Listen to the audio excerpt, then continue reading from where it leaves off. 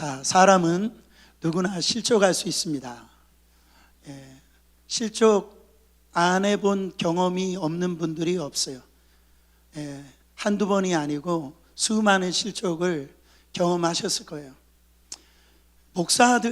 목사님들도 실족할까요? 안 할까요? 목사님들도 실족을 합니다. 이제 신학교를 졸업하고 이제 목사 안수를 받아서 교회에 파송되어 가지고 첫 설교를 하는 거예요. 그래서 첫 설교를 열심히 했는데 예배 끝날 때 돼서 이제 성도들하고 인사를 하는데 한 머리가 희끗 되시는 어르신 한 분이 나오시면서 하시는 말이 호통을 치는 거예요. 그거를 설교라고 하느냐고. 내가 읽어도 너보다는 잘하겠다고. 그 설교 내용이나 좋아야지 호통을 치는 거예요. 그랬더니 그 옆에 이제 아내인가 보죠. 인자하시게 생기신 이분이 이 목사님을 격려를 해주는 거예요. 저 양반 말 때문에 상처받지 말라고. 저 양반은 항상 늘 남의 얘기를 옮겨준 것 뿐이라고. 할렐루야. 하여튼 무슨 말인지 알아들으신 분들만 은혜 받으실 바랍니다. 여러분, 실족은 다른 사람에게 나의 말이나 그 행동을 통해서 참 상처를 주고 아픔을 주고, 그래서 신앙적으로 보면은 믿음을 떠나게 만드는 그런 행동, 그거를 실족해 하는 행동이라고 그렇게 말씀하고 있어요. 얼마나 무서운 얘기입니까? 여러분, 주위에 실족함을 당한 분들 보신 적 있어요?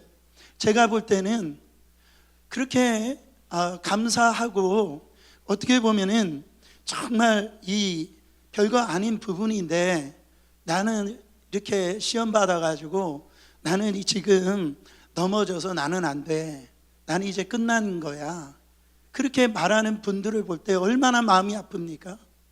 여러분, 부모가 실족하면 자녀들은 어떻게 살라라는 거예요. 남편이 실족해서 넘어져 있으면 그 아내는 어떻게 살냐라는 거예요. 아내가 실족해서 넘어져 있으면 그 남편은 어떻게 사느냐라는 거예요. 여러분, 정말 요즘에 많은 분들이 너무너무 이기적이에요. 자기밖에 모릅니다. 그래가지고요, 남을 배려하기보다는 이 자기 중심적으로 생각하고 말하고 행동합니다. 너무 조급해요. 너무 스트레스를 많이 받아서 화를 너무 잘 냅니다. 그래가지고요, 자기 어떤 말로 행동으로 다른 사람에게 큰 상처를 주는 것을 알 수가 있어요. 여러분, 그런 세상을 살다 보니까 실족함을 받는 것도 그렇게 어떤 부분에서는 자연스러운 일일지도 모르겠습니다. 전도를 하다 보면은요, 지금은 교회 생활을 하지 않는데 교회 생활 열심히 했던 분들이 너무나 많이 있습니다. 한때는 직분자였어요. 한때는 성가대 찬양을 했어요. 교사 일을 했습니다. 그래가지고요, 그런 교회 생활 열심히 하던 분들이 그렇게 지금은 교회 생활을 하질 않는 거예요. 그래서 물어보면 대부분 그런 말을 합니다. 교회에서 상처받아서 그렇다고. 그래가지고 말 때문에 상처받은 사람, 물질 때문에 상처받은 사람, 어떤 이 행동으로 인해서 상처받은 사람, 교회가 싸워가지고 그것 때문에 상처받아가지고 교회를 떠난 분들이 의외로 참 많이 있는 걸 볼 수가 있어요. 우리는요, 자신도 모르는 사이에 남을 넘어뜨리는 그런 일들을 많이 합니다. 고의적으로 남을 넘어뜨리려고 한 게 아니에요. 근데 무의식적인 그 행동, 그 말로 인해서 다른 사람을 실족해 한다라는 거죠. 여러분, 우리 말 한마디, 행동 하나하나를 조심해야 될 줄 믿습니다. 남이 나를 마음 아프게 한 것만 생각하지 말고 나의 말이나 나의 행동 때문에 다른 사람을 아프게 한 것을 한번 생각해 보라요. 그러니까 성경은 이 다른 사람의 이 티끌만 보지 말고 내 눈에 있는 들보를 보라는 거예요. 그래서 실족해가지고 나서 다른 사람을 탓하는 사람이나 어떤 부분에서 남을 실족해한 사람이나 각자 자기 자신을 먼저 살펴보라는 거죠. 말 한마디 한마디, 여러분 표정 하나하나를 우리는 조심을 해야 됩니다. 제가 직접 들은 얘기인데, 이민교회 모 사모님과 목사님의 에피소드예요. 제가 그 얘기를 듣고 참 그런 일도 있을 수 있구나. 이 사모님이 1.5세라 한국말을 잘하지 못하는 그런 분이세요. 근데 이분이 은혜를 참 받아가지고 이 새벽에 나와가지고 큰 소리로 그렇게 통성기도를 했다라는 거예요. 근데 새벽 예배 끝나고 어떤 성도가 목사님에게 와가지고 항의를 했다라는 거예요. 그러면서 사모님이 자기를 교회에서 나가라고 그렇게 기도를 했다라는 거예요. 아니, 그래가지고 목사님이 너무 놀래가지고 집에 와가지고 사모님한테 물어봤다라는, 당신 언제 우리 성도 교회 나가라고 그렇게 기도했냐고. 근데 이 사모님이 아니 어떻게 성도를 나가라고 기도하는 사모가 어디 있냐라고. 그 남편이 한번 곰곰이 한번 생각해 보라고, 혹시 누구한테 나가라고 그렇게 한 기억이 있냐라고 물어봤더니 이 사모님이 한참 곰곰이 생각하더니 그냥 웃으면서 본인이 얘기를 하는 거예요. 목사님한테, 한 성도님이 한국에 무슨 일이 있어가지고 나가야 되는데 비자 문제가 해결이 안 돼가지고, 그래가지고 하나님 앞에, 하나님 나가게 해주세요 집사님, 나가게 해주세요 집사님, 그렇게 기도를 했다라는 거예요. 그게 성도가 그 얘기를 듣고선 그렇게 그 말로 인해 상처를 받은 거죠. 그래서 목사님이 당신은 한국말 잘 하지 못하니까 기도할 때 속으로 기도하고 그렇게 얘기해가지고서 이렇게 풀렸다라는 얘기를 제가 들은 적이 있는데, 물론 이건 해프닝이죠. 여러분 어떻게 됐든지 다른 사람이 어떤 말이나 그것을 인하여 실족할 수 있는 그런 부분들이 우리 안에 있다라는 겁니다. 사랑하는 성도 여러분, 남을 넘어뜨리는 그런 이 결과는 큰 비극입니다. 성경에서 어린 양을 실족해 하는 일에 대해서 용서받기가 힘들다, 그렇게 말씀하고 있어요. 바로 이런 자에게는 화가 있다라고 얘기합니다. 주님은 이렇게 연약한 자 하나를 실족해 하게 만드는 그 행동이 얼마나 무서운 죄인지를 누가복음 17장 2절에 이렇게 말씀하고 있어요. 저가 이 작은 자 중에 하나를 실족해 할진대 차라리 연자 맷돌을 그 목에 메우고 바다에 던지우는 것이 나으리라. 여기서 말하는 연자 맷돌은 집에서 사용하는 연자 맷돌을 얘기하는 게 아닙니다. 동물이, 나귀가 돌리는 큰 연자 맷돌을 얘기하는 거예요. 그 연자 맷돌을 목에 메고 바다에 던져지면은요, 아무리 물개처럼 수영을 잘한다 할지라도 살아남은 사람이 없어요. 그렇잖아요. 이 말씀을 문자 그대로 그렇게 하라는 얘기가 아니잖아요. 만약에 문자 그대로 되면 지금 이 자리에 살아남을 사람 한 사람도 없죠. 이 말이 뭡니까? 다른 사람을 실족해 만드는 그것이 얼마나 큰 죄인지, 그게 무서운 얘기인지, 사랑하는 성도 여러분, 믿음이 약한 사람을 넘어뜨리게 만들고 실족해 만들지 않도록 조심해야 됩니다.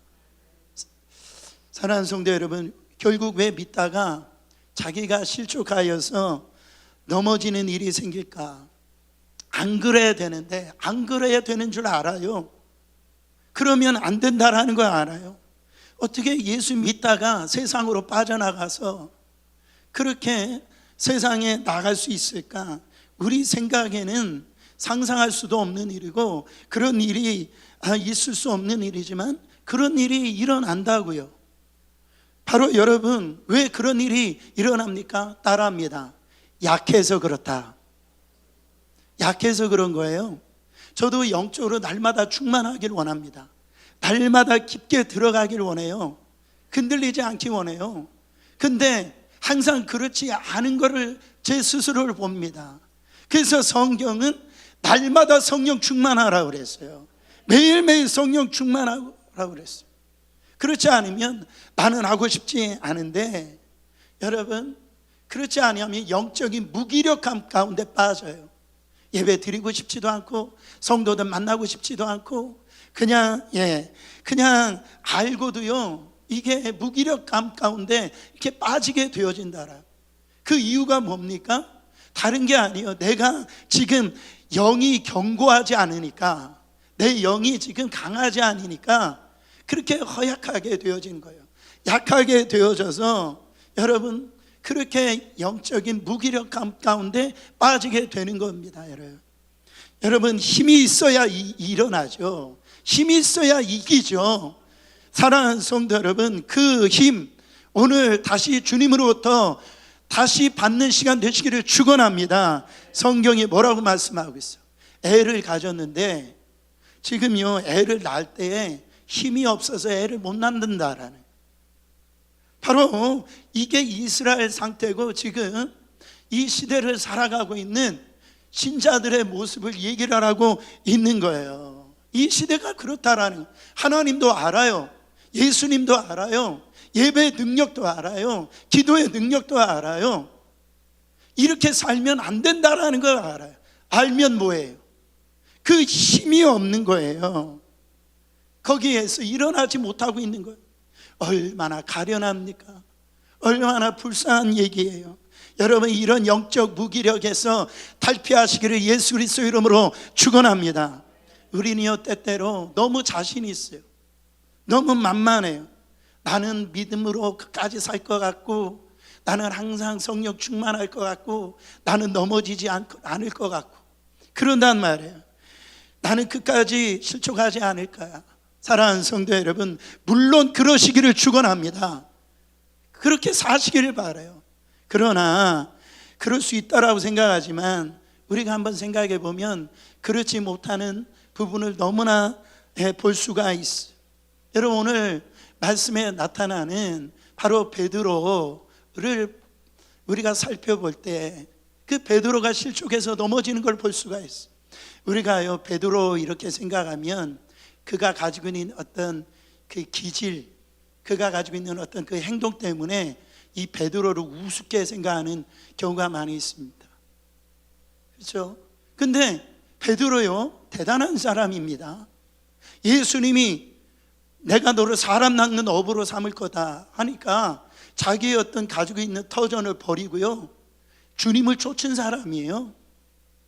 여러분, 뭐 100번 양보해가지고 베드로는요, 항상 예수님이 어떤 특별한 어떤 하나님의 어떤 현상이나 이 비밀을 이야기를 할 때 항상 이 예수님의 3명의 제자들을 따로 구분하셨거든요. 베드로, 요한, 야고보를 따로 구분하셨단 말이에요. 그래가지고 하나님의 비밀된 것들을 이렇게 보여주고 깨닫게 하신 걸 볼 수가 있어요. 그 안에 구분되게 세움을 받은 자가 베드로였어요. 여러분, 베드로를 통해서 어떤 일이 일어났습니까? 사랑하는 내 이름 베드로, 너희 이름을 통하여서 바로 내 교회를 세우리라. 그래가지고 게돌릭이 그것을 잘못 오용을 해가지고 지금 교황을 갖다 신처럼 여기는데요, 교회의 어떤 주춧돌이 되어지는 그 일에 쓰임받은 자였어요. 그리고 초대교회 복음을 전한 자였어요. 그 이 세상에서 물 위를 걸었던 최초의 사람이 베드로입니다. 정말 대단한 사람이에요. 예수님이 인정했던 수제자라였단 말이죠. 근데 여러분, 오늘 말씀에 보면 이 베드로의 모습은요, 참 리얼하게 표현한데 그 대단한 사람치고 너무나 부끄럽고 너무나 초라하고 너무나 수치스러운 그런 베드로의 모습을 보게 되어집니다. 자, 예수님은 지금 십자가를 지시려고 가시는데 이 베드로가 따라가는데 어떻게 따라가고 있어요? 그 모습을 보면은요, 참 이 베드로답지 않고 너무나 민망하게 따라갑니다. 자, 누가복음 22장 54절부터 55절입니다. 예수를 잡아 끌고 대제사장 집으로 들어갈새 베드로가 멀찍이 따라가니라. 사람들이 뜰 가운데 불을 피우려고 함께 앉은지라 베드로도 그 가운데 앉았더니. 여러분, 지금 주님을 따라가려고 하면은 아니 가까이 따라가야 되잖아요. 근데 주님을 따라가는데 어떻게 따라가고 있어요? 지금 멀찍이 따라가고 있다라는 거예요. 베드로는 원래 그런 자가 아니었어요. 항상 앞장서는 자였어요. 여러분, 우리가 신앙생활 할 때 경계할 것이 있어요. 베드로도 잘 따라가다가 어느 순간부터 멀리 따르게 되어졌다라는 거예요. 한순간에 멀리 따라간 게 아니에요. 어느 순간부터 서서히 멀어지는 그런 조짐은 내 안에 없는가를, 베드로 같은 모습이 없는가를 우리가 살펴봐야 됩니다. 여러분, 어떤 사람이 신앙생활 잘하는 것 같은데 갑자기 사라지는 경우가 있잖아요. 어떤 경우 보면 저 부부들이 정말 화목하게 보이고 행복하게 보이고 신앙생활 잘하게 보이는 것처럼 보는데 어느 순간에 이혼하는 거 볼 때가 있잖아요. 여러분, 주변에서 말합니다. 아니 어떻게 저렇게 신앙생활 잘하던 사람이 갑자기 떠나갈 수 있어? 저렇게 부부 금실이 좋은 부부가 어떻게 갑자기 이혼할 수 있어? 우리가 그렇게 생각하잖아요. 근데요, 자세히 보면은 갑자기 그런 게 아니에요. 갑자기 그렇지 않다라는 거예요. 서서히 균열이 생기고 난 결과가 그렇게 되어진 거예요. 사랑하는 성도 여러분, 겉으로는 내가 신앙 좋은 것처럼 보이지만은, 겉으로 내가 이 부부관계 화목하게 보이는 것처럼 보이지만은, 사랑하는 성도 여러분, 그것이 갈등이 쌓이다가 하나하나가 무너지다가 어떻게 돼요? 바로 갑자기 그렇게 되는 게 아니다라는 거예요. 우리 이거 알아야 됩니다. 하루아침에 그냥 넘어지는 경우는 매우 드물어요. 조금씩 야금야금, 그러니까 이 목덜미를 막 조이는데도 그거를 모르고 있다가 어떻게 됩니까? 여러분, 그래서 이 실족에서 넘어져서 세상에서 허우적거리게 되어지는 거예요.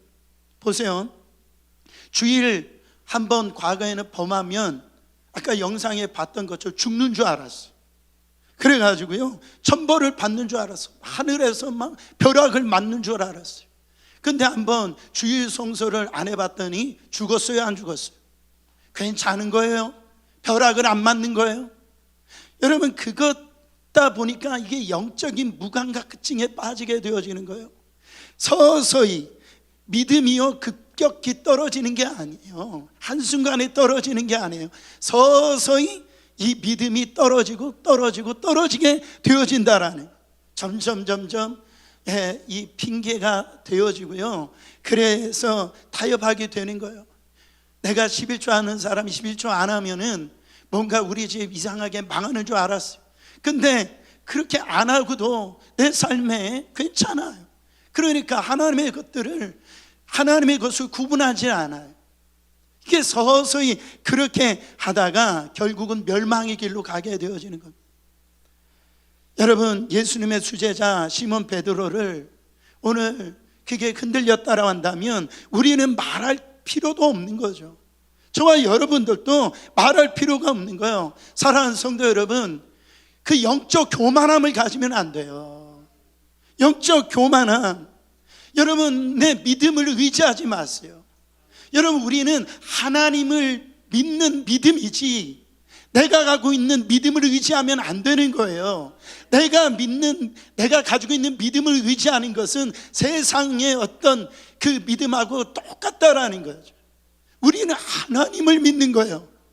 나는 그런 사람이야. 나는 이 실족하지 않는 사람이야.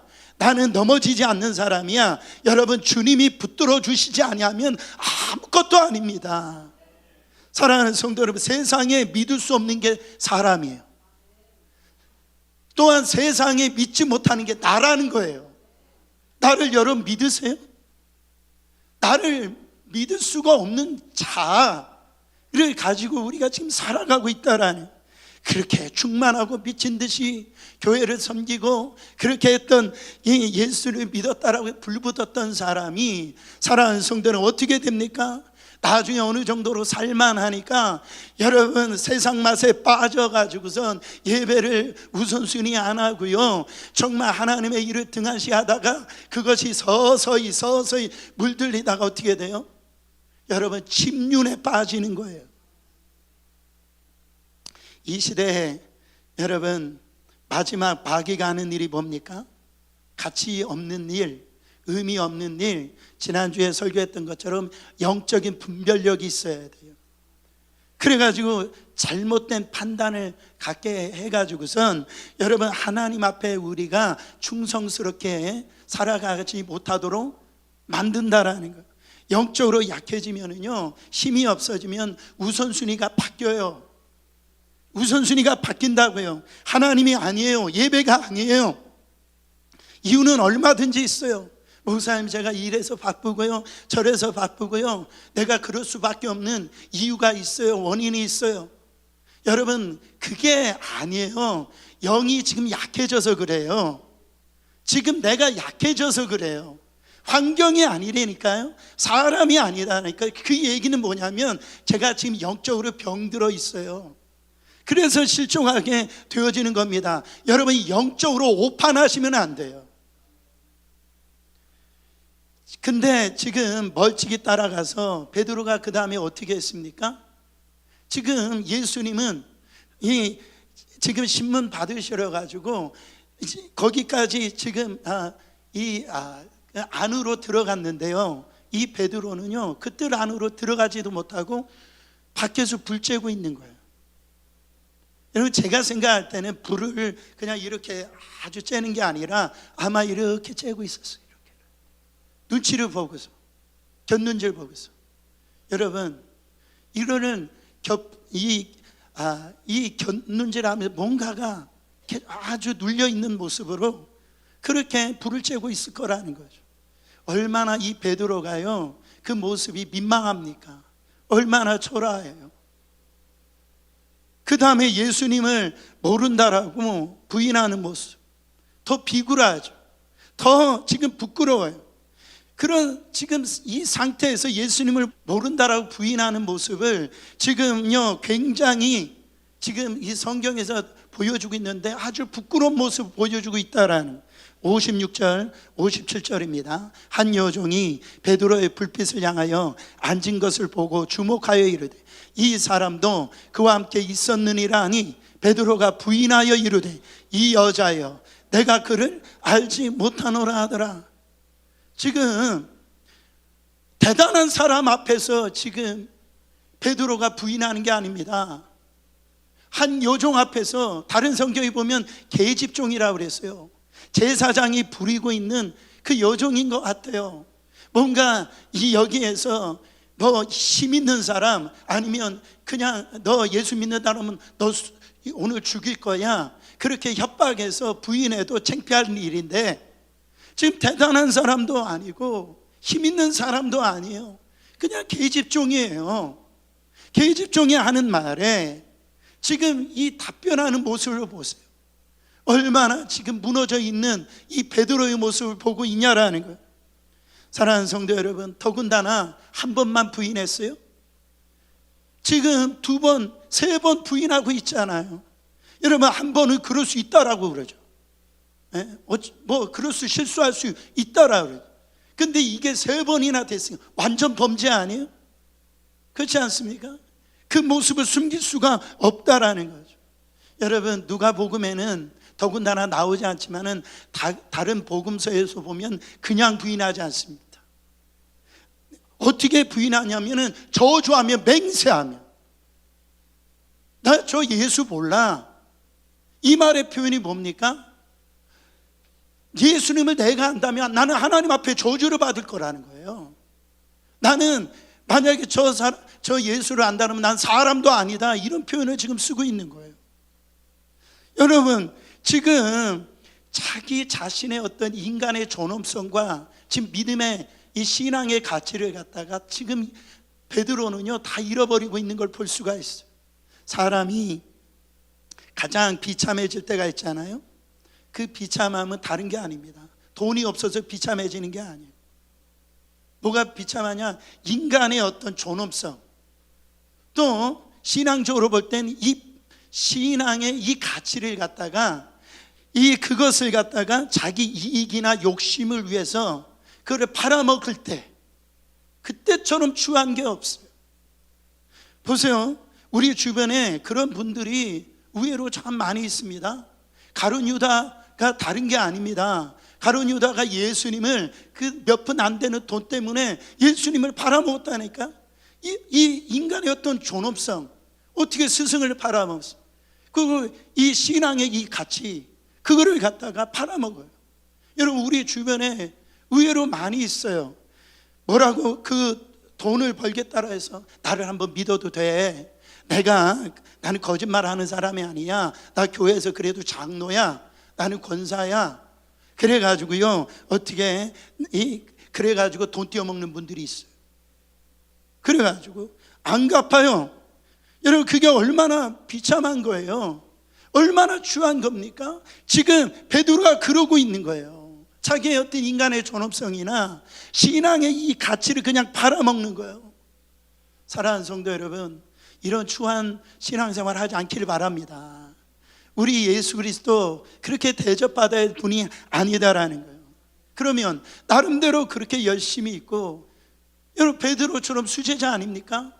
어떻게 보면 다른 교회 보면 수석 장로님이 있는데, 그런 아주 믿음이 좋다라고 생각하는 사람들이 어떻게 해서 이렇게 실패하고 낙심에 빠져 있고 실족하느냐 말이에요. 이런 행동을 하느냐 말이죠. 그것은 결국 31절 32절에 말씀하고 있어요. 시몬아 시몬아, 사단이 밀가부를 타려고 너희를 청구하였으나 그러나 내가 너를 위하여 내 믿음이 떨어지지 않기를 기도하였노니 너는 돌이킨 후에 내 형제를 굳게 하라. 여러분, 밀가부르트 한다. 여러분 키질 해보셨죠? 밀이나 이 보리 같은 거를 키에 올려놓고 알곡을 갖다가 또 죽정이를 구분하기 위해서 키질을 한단 말이에요. 지금 그 키질을 누가 하고 있다라는 거예요? 사탄이 키질하고 있다라는 거예요. 여러분, 지금 이 모습을 보세요. 그거를 누구한테 청구했다라고 얘기합니까? 예수님에게. 지금 예수님한테 제자들의 이 믿음이 진짜 믿음인지 아닌지를 밀가부로 그렇게 하면서 하고 싶다라고 하는 걸 예수님에게 청구했다. 마치 그 욥에게 사단이 지금 욥이 축복받는 모습 보고 신앙생활하는 것을 보고 하나님 앞에 서잖아요. 하나님이 물질 주시고 자손 주시고 다 형통케 하시니까 욥이 저렇게 신앙생활 잘하는 거지. 그거 한번 다 거둬가 보세요. 그런 것처럼 지금 사단이 밀가루를 따듯 그렇게 청구를 하고 있다라는 거예요. 여러분, 우리는요 사단에게 틈을 주면 안 됩니다. 틈을 주면은요, 그게 작은 틈이라 할지라도 그 속에 사단이 비집고 들어온단 말이에요. 그래가지고 어떻게 됩니까?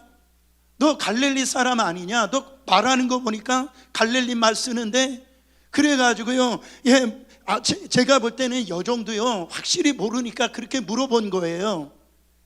그러니까 그냥 혼자 놀래가지고선 나 아니다라고, 나 저 모른다라고 나아가서 뭐 저주하고 맹세해가지고 예수님을 모른다라고 그렇게 팔아먹잖아요. 여러분, 쉼없이 마귀는, 사단은 우리의 믿음은 흔들어 버립니다. 그렇기 때문에 믿음이 떨어지는 거예요. 그래서 넘어지는 거예요. 여러분, 지난 한 해보다 믿음이 성장해야 됩니까? 아니면 떨어져야 됩니까? 사랑하는 성도 여러분, 믿음이 올라가야 됩니다.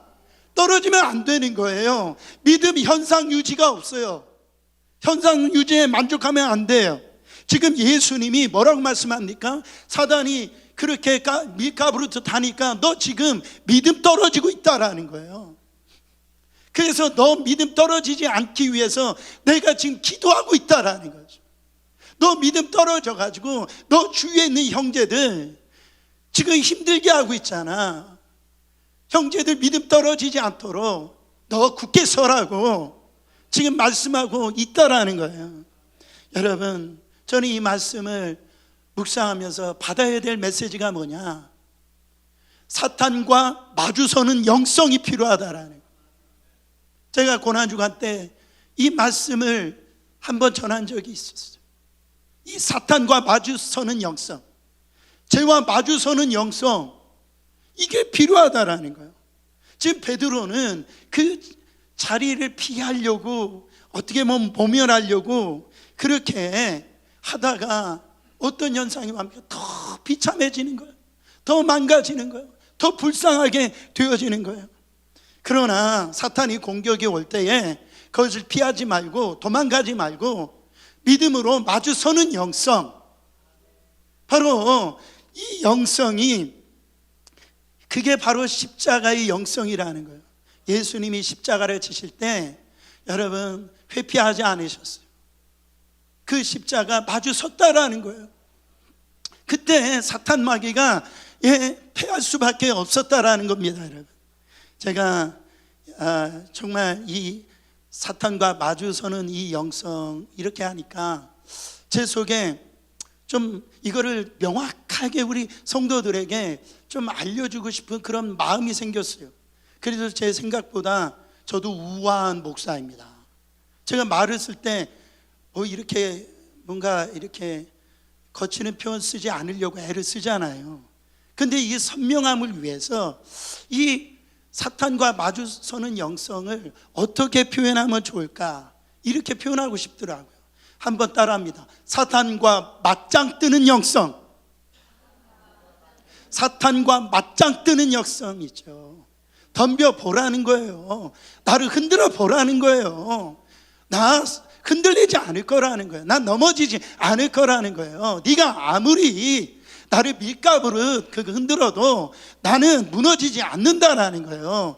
영적인 깡다기가 있어야죠. 옆 사람에게 영적인 깡다기가 있길 바랍니다. 제가 LA에서 그 영적 세미나에 참석했는데 그때 참 은혜를 많이 받았어요. 한 분이 이 간증을 하는데 거기서 하나의 그 영어 표현을 쓰더라고요. confront라고. confront. 이게 마주서는 거 아니겠어요? 그 피하는 게 아니고 이 confront. 자기가 어떤 어려움이 오고 힘든 일이 오고 또 다른 사람이 참 어떤 이 얘기를 할 때 늘 도망치듯 그렇게 피하듯 그렇게 살았다라는 거예요. 근데 성령님이 자기한테 얘기를 하더라니, confront 하라. 그랬더니 이 담대함이 생기기 시작하더니 자기가 그런 능력이 있는 줄 몰랐대요. 자기가 그런 힘이 있는 줄 몰랐대요. 과거에는 그냥 피하고 거기에서 이렇게 모면하려고 그렇게 했는데 한번 섭 봤더니 자기 안에 능력이 나오더라는 거예요. 성령이 역사하더라는 거예요. 그래가지고 자기가 승리했다라고 하는 그런 간증을 제가 들어본 적이 있어요. 여러분, 베드로가 실패한 원인이 뭡니까? 사탄 앞에서 피하려고 도망치기 시작했다라는 거예요. 주님을 따라가면서 가까이 따라가야지 왜 멀찍이 따라갑니까? 멀찍이 따라간다는 건 뭐예요? 유사시에 내가 튀어나가겠다라는 거 아니겠어요? 상황 봐가지고 환경이 좀 안 좋으면은 내가 도망가겠다라고 하는 그런 모습 아닙니까? 사탄이 그걸 모를 일이 없어요. 우리 안에 그런 생각과 마음이 따라간다면 사탄이 몰릴 일이 없어요. 그를 비집고 들어와가지고 여러분, 나는 실족했다라고 하지만은 실족해 만드는 사탄 마귀가 역사하고 있다라는, 여러분, 그렇기 때문에 실족하게 만드는 사단과 날 쓰러뜨리려고 하는 사단과 정면으로 마주 서기를 원합니다. 그런데 베드로는요, 예수님을 모른다라고 거짓말했어요. 모면하려고, 피하려고. 그러면 그럴수록, 피하려고 하면 할수록, 모면하려고 하면 할수록 여러분, 그게 피해지는 게 아니라 넘어서는 게 아니라 어떻게 돼요? 더 깊은 어둠 속으로 들어가게 되어집니다. 그래가지고 마귀의 올무에 점점 빠져가지고 이제는 하나님도 없어요. 내 안에 이제는 완전히 마귀에게 점령당하게 되어진다라는 거예요. 여러분, 제가 우스운 이야기 하나 더 할 겁니다. 안 웃으셔도 돼요. 스님 얘기인데, 한 스님이 고기가 너무 먹고 싶어가지고선, 그래가지고 이 변장해가지고선 이렇게 고기를 사러 갔대요. 근데 거기 때마침 거기에 그 절에 다니는 그 불자라고 그러나요? 그 신자를 만난 거예요. 아니, 어떻게 스님이 고기를 사가지고 가실 수가 있어요? 먹을 수가 있어요? 그러니까 이 스님이 너무 놀래가지고, 그게 아니라 어제 마침 좋은 술이 있어가지고선, 그 술이 있어서 거기에 안주가 필요해서 그렇더라고. 여러분, 스님이 술 먹으면 돼야 안 돼요? 그러니까 한술 더 떠서, 아니 어떻게 스님이 술을 드실 수 있어요? 그랬더니 이 스님이 하는 말이 그게 아니고, 때마침 장인어른이 집에 찾아오셔가지고 그렇다. 여러분, 스님이 결혼하면 됩니까? 저는 이 메시지를 듣는데요, 그 뭐 우스갯소리죠. 근데 묵직한 그 은혜가 제 안에 임하더라. 여러분, 한번 사단에게 밀리기 시작하면은요, 계속 말려든다라는 거예요. 이게 마귀의 전략이에요. 한번 건드려 봐서 넘어지면 또 그걸 모면하려고 이 방법 저 방법 쓰잖아요. 그러면은 여러분 더 망가지게 되어지고 더 거기에서 호적거리게 되어진다라는 거예요. 그때 어떻게 하라는 거예요? 사탄과 정면으로 마주 서라는 거예요. 죄와 마주 서라는 거예요. 그 영성이 중요하다라는 거예요. 여러분, 그 믿음, 떨어진 믿음, 그거를 회복시킬 사람 누구밖에 없어요? 예수 그리스도 안에 있는 자기밖에 없는 거예요. 다른 사람이 누가 대신할 수 없는 거예요. 사랑하는 성도 여러분, 데이비드 윌킨슨 목사님이 이런 말을 했어요. 다른 사람이 다른 사람에게 기도 부탁하는 것을 하지 말아라. 이게 굉장히 황당한 얘기 아닙니까? 중보기도 이거 부탁하지 말라라는 거예요. 그래서 이게 무슨 얘기인가 봤더니, 다른 사람에게 기도 부탁을 하고서요, 정작 본인은 기도 안 한다라네. 그러니까 아니, 그 문제가 있으면 자기가 기도해야죠. 자기가 그 문제를 이기려고 자기가 일어서야 되는데, 다른 사람한테 기도 부탁하고 자기는 기도를 하지 않는다라는 거예요. 여러분, 우리 가정의 구원을 누구를 통해서 이루어져야 되는 거예요? 자식 구원을 누구를 통해서 이루어져야 되는 거예요? 자기 자식, 자기가 기도를 해서 그 역사를 이뤄야 된다고요. 여러분, 자기 스스로만큼 기도 많이 하는 사람이 있어요? 자기가 부딪히는 이 문제에 다른 사람이 내가 기도하는 것만큼 그렇게 기도하실 수 있는 사람이 누가 있어요? 우리 예수님 빼고. 근데 우리는 자꾸 다른 사람에게 핑계를 댄다라는 거예요. 목사님이 기도 안 해줘서 내가 이런 거 아니에요? 목사님이 기도 안 하니까 비가 안 오는 거 아니에요? 그러니까 우리의 신앙이 자꾸 이렇게 회피하는, 마주 서야 되는데, 그래야 되는데, 요즘 하면 툭하면 상처 받았다라고 해요. 이것은 뭡니까? 교회가 약해진 원인이 이런 겁니다. 툭하면 실족됐다라고 얘기하는 거예요. 여러분, 초대교회에 바로 성령이 임하고 난 다음에 그런 얘기가 어디 있습니까? 불이 떨어지고 난 다음에 그런 얘기가 없어요. 교회가 늘 내적 지휘환을 하고 시간을 허송생활하는 일들이 너무 많이 있어요.